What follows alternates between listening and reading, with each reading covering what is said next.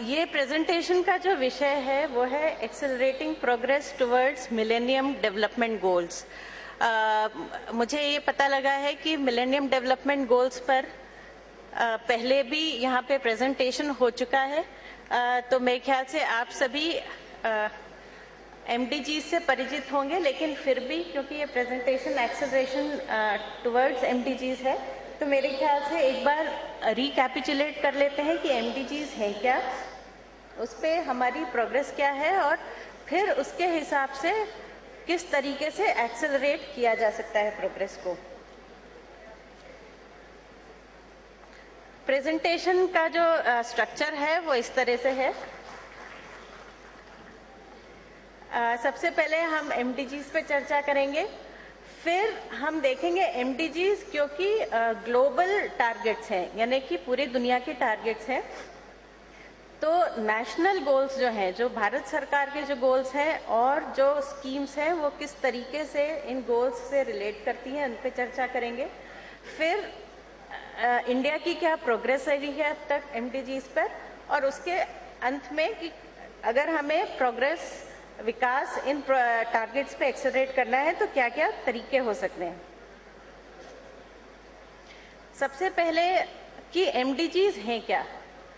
Millennium development goals जो हैं सन 2000 में UN की एक बड़ी कॉन्फ्रेंस हुई थी, जिसमें करीब 189 देशों के हेड्स ऑफ स्टेट्स सम्मिलित हुए थे। वहां पे एक डिक्लेरेशन साइन किया गया था जिसको कहा गया था मिलेनियम डिक्लेरेशन। मिलेनियम डिक्लेरेशन जो 189 हेड्स ऑफ स्टेट्स ने मिलेनियम डिक्लेरेशन जो साइन किया गया था, उसके बेसिस पे कुछ टारगेट्स सेट किए गए थे। 90 के दशक में अलग अलग कॉन्फ्रेंसेस हुई जिसमें बच्चों के विकास के लिए, महिलाओं के विकास के लिए अलग अलग लक्ष्य निर्धारित किए गए, लेकिन फिर ये सोचा गया कि ये लक्ष्य एक दूसरे से कहीं ना कहीं जुड़े हुए हैं। तो मिलेनियम डिक्लेरेशन जो है वो अलग अलग सेक्टोरल टारगेट्स नहीं सेट करता, बल्कि हर एक सेक्टर को मिला जुला के टारगेट सेट करता है। MDGs जो है टाइम बाउंड है, यानी कि 2000 में जो डिक्लेरेशन साइन हुआ वो ये हुआ कि 1990 से लेके 2015 तक का जो कार्यकाल है उस दौरान जो है दुनिया इतनी प्रोग्रेस करेगी गरीबी पे, मैटरनल हेल्थ पे, चाइल्ड मोर्टालिटी पे। इसमें मोटे मोटे 8 डेवलपमेंट गोल्स हैं। 8 डेवलपमेंट गोल्स को 21 लक्ष्यों में बांटा गया है और उसके कोई 60 इंडिकेटर्स हैं। 8 गोल्स जो है MDGs के वो ये हैं। सबसे पहला ये है कि गरीबी और भुखमरी को खत्म किया जाएगा। दूसरा ये है कि प्राइमरी एजुकेशन जो है वो सब तक पहुंचे, सारे बच्चों तक पहुंचे, ये दूसरा गोल है। तीसरा ये है कि जेंडर इक्वालिटी यानी कि लिंग भेद जो है उसको खत्म किया जाएगा और महिलाओं का सशक्तिकरण किया जाएगा। चौथा गोल है रिडक्शन इन चाइल्ड मोर्टालिटी, यानी कि बच्चों का जो मृत्यु दर है उसे कम किया जाएगा। मैटरनल हेल्थ यानी कि माताओं की सेहत का जो भी स्टेटस है उसे इम्प्रूव किया जाएगा। छठा गोल जो है वो ये है कि जो तरह तरह की बीमारियां जो दुनिया में है, जैसे कि HIV, एड्स, मलेरिया, उन्हें कम किया जाएगा। और एनवायरनमेंट जो है, हमारा जो क्लाइमेट है उसको हम सस्टेनेबल बनाएंगे। और आखिरी जो गोल है वो डेवलपमेंट गोल जो है इस माने में है कि ग्लोबल पार्टनरशिप, यानी कि पहले 7 गोल जो है वो तो सीधे सीधे जो है जो विकासशील देश है उनके लिए है, लेकिन 8वां गोल ये है कि अगर हम गोल सेट करते हैं, गोल सेट करने के लिए ज़रूरी है कि देशों की आपस में भागीदारी हो। अगर हम कहते हैं गरीबी कम करना है, बच्चों का मृत्यु दर कम करना है, तो इसके लिए धन की आवश्यकता है और ज़रूरी नहीं कि हर विकासशील देश में इन सब टारगेट्स के लिए धन हो। तो ये 8वां गोल जो है वो ये है कि दुनिया के अलग अलग देश, खासकर जो विकसित देश हैं, वो एक तरह का भागीदारी पार्टनरशिप करेंगे और जो विकासशील देश हैं उन्हें ऊपर आने में मदद करेंगे। तो ये 8 गोल जो है ये मिलेनियम डेवलपमेंट गोल्स कहलाते हैं। ये गोल्स जो है ये पूरी दुनिया के लिए लागू हैं। तो अगर हम कहते हैं कि अगर पावर्टी या गरीबी आधी करी जाएगी तो ये एक पूरी दुनिया के लिए टारगेट है। इसको फिर देशों ने अपने अपने हिसाब से टारगेट सेट किए हैं। MDGs 2 मिनट इस पे चर्चा करना चाहूंगी कि अलग कैसे हैं, क्योंकि टारगेट्स पहले भी कई बने हैं। एक तो ये कि पूरी दुनिया के लिए अगर आप देखें तो सिर्फ 8 गोल्स हैं।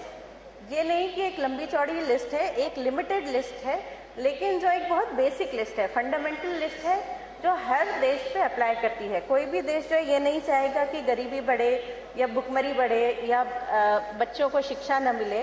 तो लिमिटेड टारगेट्स हैं और सबके लिए रेलेवेंट हैं और क्वांटिटेटिव टारगेट्स हैं। ये नहीं कि उनको ओपन एंडेड छोड़ दिया गया है। तो हर एक में एक क्वांटिटी फिक्स करी गई है कि हम आधे से कम करेंगे, हम 2/3 से कम करेंगे, तो एक नंबर फिक्स किया गया है। टाइम बाउंड है, 2015 तक ये लक्ष्य दुनिया को प्राप्त करने हैं। और इन सब की वजह से, क्योंकि टाइम बाउंड है, क्योंकि एक टारगेट है, तो मॉनिटरिंग जो है वो आसान हो जाती है। क्लियरली फॉर्मुलेटेड है, यानी कि कोई घुमावदार भाषा नहीं है इनकी कि जनरली जो है, मान लीजिए ग्लोबल लेवल पे कुछ अगर चर्चा हो रही है तो काफ़ी घुमावदार भाषाएं हो सकती हैं, लेकिन ये simple to communicate, easy to communicate है। सबसे महत्वपूर्ण बात जो MDGs के लिए है वो ये है कि उसके लिए जो पॉलिटिकल कमिटमेंट सारे देशों का है। क्योंकि अगर आप देखें तो ऐसा बहुत कम होता है कि करीब 189 देश सहमत हों किसी चीज़ पे, लेकिन MDGs के लिए जिसे कहा जाता है अनप्रेसिडेंटेड पॉलिटिकल कमिटमेंट है। ये कि 189 कंट्रीज इससे सहमत हैं, उन्होंने उस पर साइन किया, ये अपने आप में एक यूनिक चीज़ है। जैसे मैंने कहा 189 कंट्रीज सिग्नेटरी है, हमारा देश भी, इंडिया भी एक सिग्नेटरी है मिलेनियम डिक्लेरेशन के पे, और एक कमिटमेंट है कि हिंदुस्तान में भी हम MDGs को मीट करेंगे। लेकिन इसको भारत सरकार ने और आगे ले जाते हुए MDGs तो ग्लोबल लेवल पे सेट हो गए, लेकिन इनको जो कॉन्टेक्चुअलाइज किया इंडिया के कॉन्टेक्स्ट में कि 10th प्लान में भी मॉनिटरेबल टारगेट्स बने जो MDGs से कहीं ज़्यादा एम्बिशियस थे। मतलब अगर आप देखें तो 10th प्लान के टारगेट्स, जो 5 ईयर प्लान जो टारगेट्स होते हैं, 10th प्लान जो 2007 में ख़त्म हुआ, उसके टारगेट्स MDG से कहीं ज़्यादा आगे बढ़कर थे। 11th प्लान में भी जो अभी ख़त्म होने वाला है, ख़त्म हो रहा है, उसमें भी टारगेट्स हैं। टारगेट्स न केवल पूरे देश के लिए हैं, बल्कि 11th प्लान में स्टेट स्पेसिफिक टारगेट्स भी हैं और उनका नंबर भी ज़्यादा है, जैसा कि होना भी चाहिए। क्योंकि एक तो ग्लोबल टारगेट्स हुए आपके, लेकिन हर देश के अलग अलग सिचुएशन हो सकती है, हर राज्य की अलग अलग सिचुएशन हो सकती है। तो हिंदुस्तान के संदर्भ में इन MDGs को कॉन्टेक्चुअलाइज किया गया है नेशनल प्लानिंग के थ्रू, और नेशनल प्लान्स के थ्रू ही स्टेट लेवल टारगेट्स भी दिए गए हैं। हिंदुस्तान में जो है MDGs की मॉनिटरिंग जो हो रही है, हर 2 साल में भारत सरकार की मिनिस्ट्री है, ministry of statistics and programme implementation, हर 2 साल में एक रिपोर्ट निकालती है कि हम MDGs पे कहाँ पर हैं। वो ग्लोबल टारगेट्स पे रिपोर्ट करती है। तो उसमें जो 18 टारगेट्स हैं, उसमें 12 टारगेट्स पे रिपोर्टिंग होती है और 60 में से 35 इंडिकेटर्स पे इंडिया की MDG रिपोर्ट करती है। जैसा कि मैंने कहा कि 10th 5 ईयर प्लान से ही हिंदुस्तान में कॉन्टेक्चुअलाइजेशन शुरू हुआ, और जो काफ़ी सारी गवर्नमेंट की स्कीम्स हैं वो भी अगर आप देखें तो अल्टीमेटली MDGs को मीट करने के लिए हैं। क्योंकि MDGs कहने को एक ग्लोबल टारगेट है, लेकिन अगर देखा जाए गरीबी मिटाना, भुखमरी मिटाना, बच्चों को पढ़ाना, ये कोई इसके लिए कोई ग्लोबल कॉम्पैक्ट की ज़रूरत नहीं है। और इसलिए भारत सरकार ने काफ़ी स्कीम्स जो शुरू करी हैं वो सीधे सीधे MDGs को मीट करने में सहायक होती हैं। ये स्लाइड पता नहीं दूर से दिख पा रही है नहीं, ये कंपैरिजन है कि MDGs क्या क्या है, 11th प्लान के गोल्स क्या क्या हैं करस्पॉन्डिंग, और कुछ सेंट्रली स्पॉन्सर्ड स्कीम। आप सबके राज्यों में ज़रूर स्टेट लेवल स्कीम्स की भी होती होंगी इन्हीं सब चीज़ों पे, लेकिन यहाँ पे जो दर्शाया गया है वो नेशनल स्कीम्स जो हैं उनके बारे में बताया गया है। तो मान लीजिए पहला जो गोल है कि गरीबी कम करना और भुखमरी मिटाना, तो इसके 2 टारगेट्स ग्लोबल लेवल पर हैं कि हम जो गरीब लोग जो है उनका प्रतिशत आधे से कम कर देंगे 2015 तक। इसी तरीके से भारत सरकार का भी जो 11th प्लान के टारगेट्स हैं वो भी कुछ इसी तरह के हैं। तो जो MDGs जो हैं वो 2 हैं, एक है गरीबी पर, एक है भुखमरी पर। जो 11th प्लान के टारगेट्स जो हैं जो उससे करस्पॉन्डिंग है वो एक पावर्टी रिलेटेड है, गरीबी रिलेटेड है। दूसरा जो बहुत महत्वपूर्ण है कि हम कितने वर्क अपॉर्चुनिटीज, एम्प्लॉयमेंट अपॉर्चुनिटीज जो है वो लाइवलीहुड अपॉर्चुनिटीज वो कितने हिंदुस्तान में नए बनेंगे, और अनएम्प्लॉयमेंट, बेरोजगारी कितनी कम होगी, क्योंकि बेरोजगारी का सीधा जो है रिलेशन है पावर्टी से। और तीसरा है कि वेज जो मिलती हैं अनस्किल्ड वर्कर को, जो वेज रेट है उसमें कितनी बढ़ोतरी होगी। तो ये भारत सरकार के टारगेट्स हैं। कुछ स्कीमें आप ज़्यादा वाकिफ़ होंगे, स्टेट लेवल स्कीम से भी आप ज़्यादा वाकिफ़ होंगे। कुछ स्कीम्स जो सीधे इन टारगेट्स को मीट करने में सहायक होती हैं। एक तो MGNREGA हुआ, नेशनल रूरल लाइवलीहुड मिशन हुआ, इंदिरा आवास योजना हुआ, स्किल्स मिशन हुआ, PDS हुआ। तो ये सारी जो स्कीम्स हैं वो सीधे 11th प्लान के टारगेट्स को मीट करने में भी सहायक होती हैं और MDGs को भी। दूसरा जो गोल है वो प्राथमिक शिक्षा को लेकर है, जो ये कहता है कि 2015 तक सारे बच्चे प्राथमिक शिक्षा पूरी कर लेंगे। जो 11th प्लान के जो गोल्स हैं उसमें ये है कि ड्रॉप आउट रेट्स जो है वो कम होंगे। तो ये मान के चला जा रहा है कि एनरोल तो सारे हो जाते हैं, हमारे यहाँ ग्रॉस एनरोलमेंट रेट करीब 100% हो जाता है, लेकिन ड्रॉप आउट रेट्स बहुत है। तो हिंदुस्तान के जो टारगेट है वो reduction in drop out rates है। और दूसरा ये है कि एक मिनिमम स्टैंडर्ड हो एजुकेशन का, वो दिया जाएगा। और इसके लिए भी जो स्कीम्स हैं, सर्व शिक्षा अभियान है, कस्तूरबा गांधी बालिका विद्यालय जो खोले गए हैं, मिड डे मील स्कीम जो स्कूलों में दिया जा रहा है, वो भी इस गोल को मीट करने में सहायक होता है। तीसरा जो गोल है जेंडर इक्वालिटी का, उसमें जो ग्लोबल जो टारगेट है वो ये है कि जेंडर डिस्पैरिटी प्राथमिक और सेकेंडरी एजुकेशन में खत्म करी जाएगी। 11th प्लान के जो गोल्स हैं वो ये है कि जो जेंडर गैप है लिटरेसी में, मतलब पुरुष और महिलाओं का जो लिटरेसी रेट है उसमें जो गैप है उसको कम किया जाएगा। तो इसकी जो स्कीम्स हैं वो फिर से जो एजुकेशन रिलेटेड स्कीम्स हैं, और कुछ जो एम्पावरिंग विमेन वाली जो बात है, जो घरेलू हिंसा वाली है, उसमें जो जैसे एक्ट्स हैं PCPNDT एक्ट, इस तरह के जो एक्ट्स भारत सरकार के हैं वो सहायक होते हैं। रिडक्शन इन चाइल्ड मॉर्टेलिटी, फिर से ग्लोबल जो गोल है वो ये है कि 5 साल से कम उम्र के जो बच्चे हैं वो जितनी उनकी मृत्यु होती है उससे 2/3 से उसे कम किया जाए। हिंदुस्तान में इन्फेंट मोर्टेलिटी रेट यानी कि साल भर से कम बच्चों की जो मृत्यु होती है उस पर ज़्यादा ध्यान दिया गया है। इसके लिए नेशनल रूरल हेल्थ मिशन है, इम्यूनाइजेशन प्रोग्राम है, ICDS प्रोग्राम्स हैं, कई ऐसे प्रोग्राम्स हैं जो इस चीज़ में सहायक होते हैं। इसी तरीके से मातृत्व सुरक्षा के लिए जननी सुरक्षा योजना, नेशनल रूरल हेल्थ मिशन वगैरह सहायक होते हैं।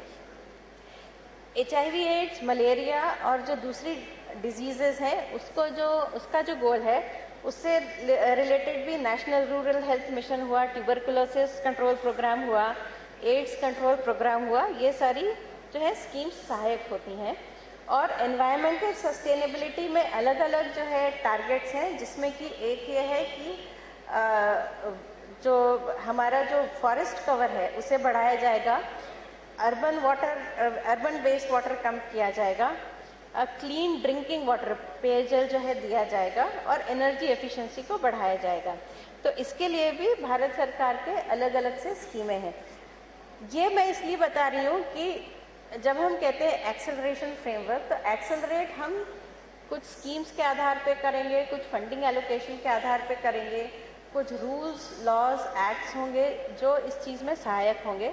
तो ये जानना बहुत ज़रूरी है कि एमडीजी से हमारी स्कीम्स कैसे रिलेट करती हैं। और जैसा मैंने कहा, आपके राज्यों में भी अलग अलग स्कीम्स होंगी जो इन एमडीजीज को मीट करने में सहायक होंगी।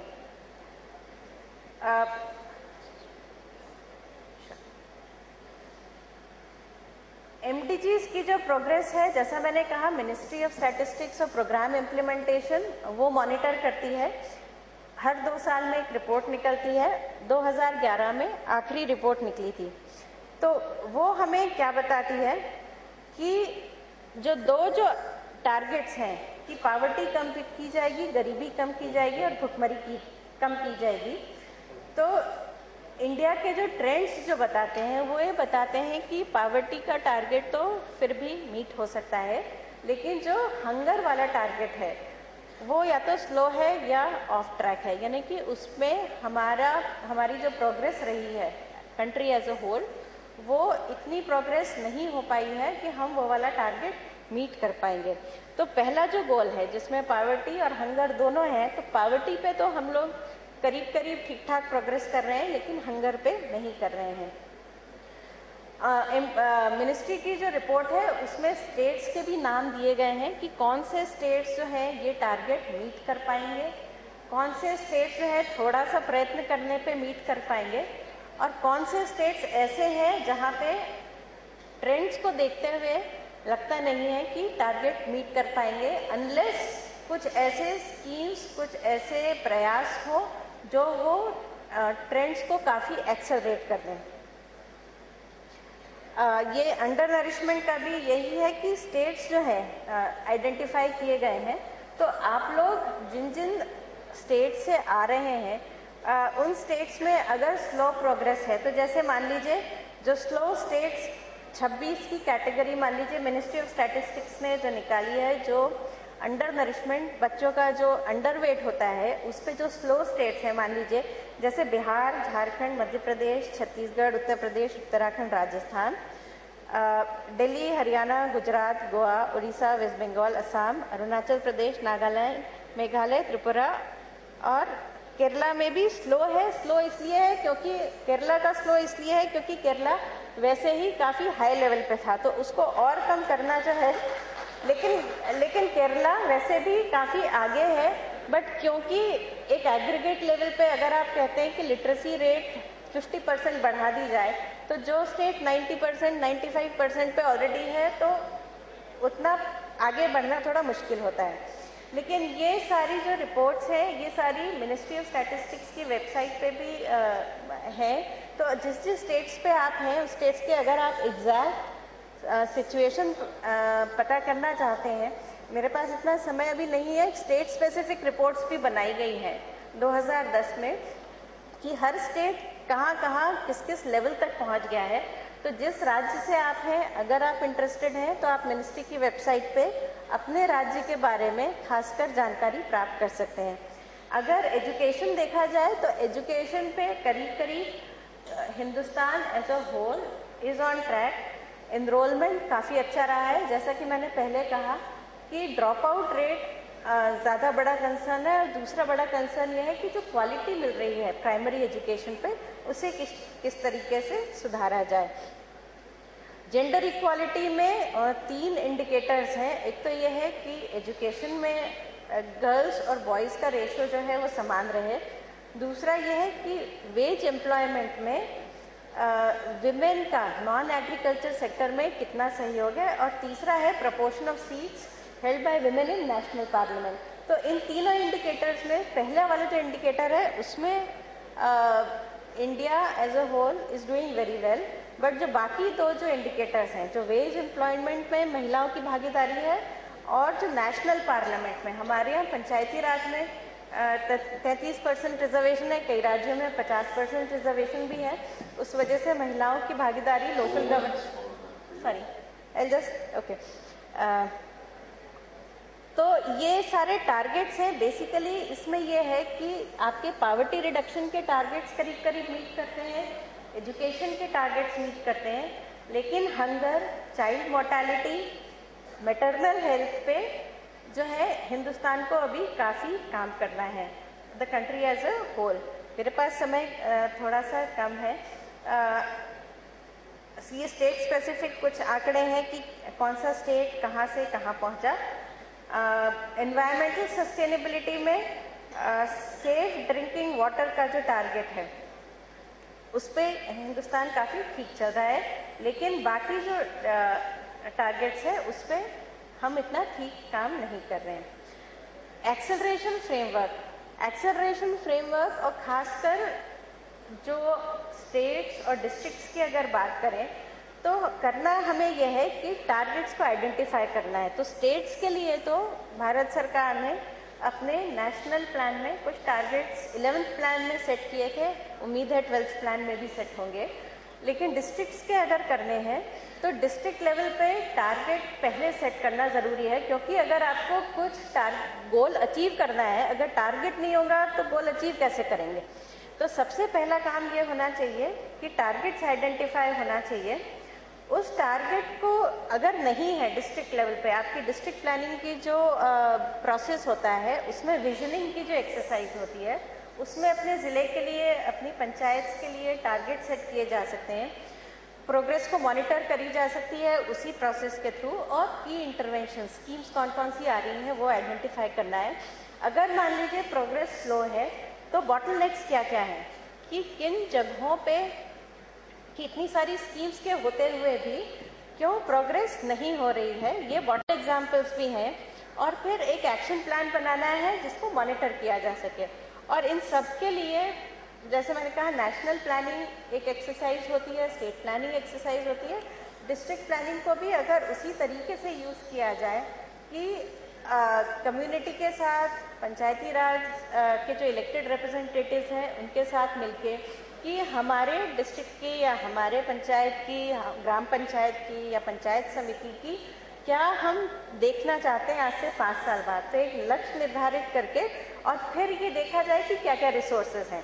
रिसोर्सेज सिर्फ ये नहीं जो स्कीम्स आ रही हैं, रिसोर्सेज वो भी जो एक पंचायत के पास खुद के नेचुरल रिसोर्सेज हैं, जो एक पंचायत के पास मान लीजिए रेवेन्यू रेज हो रहा है, वो किन किन कामों में आप लगा सकते हैं। अगर टारगेट्स होंगे तो उन सब चीज़ों के लिए काफ़ी मददगार होंगे कि रेवेन्यू, अगर मान लीजिए कई पंचायतें काफ़ी अच्छा रेवेन्यू रेज कर रही हैं, तो अगर मान लीजिए रेवेन्यू आ रहा है तो उनको किन कामों में लगाया जाए, अगर टारगेट होगा तो उससे गोल मीट करने में काफ़ी सहूलियत होगी।